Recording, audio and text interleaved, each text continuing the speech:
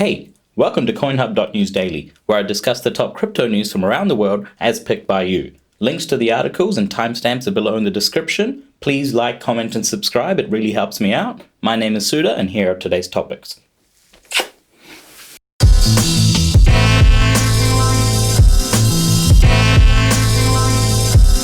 Bitfury, the billion-dollar giant, which is a unicorn company that managed to stay thriving in the mining market when others were shutting down. You can check out the episode I did about gigawatts closure up here if you like. Bitfury has decided to take a tangent from their usual business of mining and get into the market of forming a blockchain-based music intellectual property tracking protocol. The current methods of copywriting are not only expensive but also horribly inefficient, and the artist, not the platforms like iTunes and Spotify, are the ones that suffer. As I like to say, I see Apple making money, but I don't see the people making Apple money making money. Musicians having copyrights that are easily tracked on the Blockchain Explorer helps bolster claims of infringement brought on by the artist, and also more importantly, royalty permissions can be traced back via the blockchain automatically, and purchases of intellectual property can also take place on the blockchain through smart contracts. As a recording engineer that works with musicians and hears their complaints, I welcome a fairer ecosystem. The data crunchers have been hard at work, and it shows that Bitcoin's overall transactional value for the last year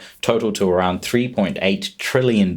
This has to be taken in the context of 2018 was a very bad year for crypto. Time and time again, the data shows that the correlation between the price of Bitcoin versus the usability and adoption of Bitcoin are pretty much independent from each other at this point. This is in contrast to the assumed trends that the price slump of Bitcoin correlating to the usage of Bitcoin. Just goes to show that even when Bitcoin is getting kicked in the teeth, it's got a big grin on its face. The amount of users is just on the up and up, and Bitcoin is a bit of a gateway drug to the crypto lands. As more people get into Bitcoin, they tend to get into the other altcoins as well. Crypto Garage and Blockstream make history by gaining official approval from Japan's regulators to launch their stablecoin JPY. Stablecoins, if you are unaware, are digital tokens that are pegged to a certain currency. In this case, the Japanese yen. So each JPY coin will always be valued as 1 yen. So if the value of the yen changes, the digital token will follow suit. This makes it incredibly easy for the consumer, as they can deal in JPY when they are on exchanges and other crypto-related products, and when they want to swap back to fiat, they can go, say, to a bank or any official institution, as this is now supported. Caveat, the banks will probably have to accept it, but I don't see many banks not accepting it because it's a potential revenue stream for them. This is incredible news, and I hope other countries take note and make it easier for crypto to get into the hands of people. Now let's get into some crunchy bites brought to you by Crypto Crunch app. Go check them out at the App Store.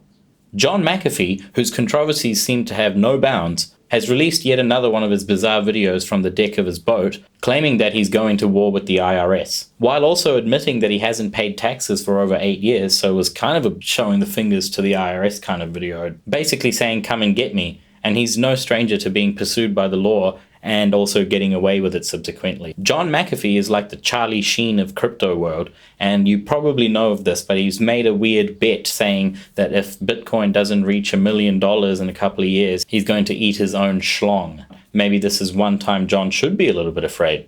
Or maybe he knows what he's doing and he's just planning to go to jail. So if Bitcoin doesn't reach $1 million, he might have the excuse of, "Oh, I was in jail and they wouldn't let me film it." India's BRI, or Banking Research Institute, which is an illustrious institute that has the backing of governmental and independent agencies, has released what they call the blueprint of blockchain adoption in India. If you've seen my other episodes, I have talked about India's regulatory system not being very crypto-friendly, but now this is probably one of the first steps taken to get a governmental agency to look at crypto in a far friendlier light. Bitcoin price support seems to be weakening as we are revisiting 3,500 every weekend. Trading volume usually goes down in the weekends, but the price drops in relation to the trading volume have been disproportionate. What do you guys think about the Bitcoin price? Are we going lower? Coinbase is adding wire transfer support for large parts of Asia, Europe, and the UK. This is mainly for whales, not for small fry like me, but this is still a great step. This gives institutional users a way to get fiat into the platform, and also if they need to pull out, they have a means of doing so. Bank of England senior advisor admits that crypto is a threat, but he's saying he's not too worried because crypto fails the basic tests of financial services. They don't hold value and are generally slow. It's great for a peer-to-peer service, but not a banking one. If you ask me, that sounds like getting really defensive about something you're not scared of. And that's it. Thanks for watching. I'll see you tomorrow.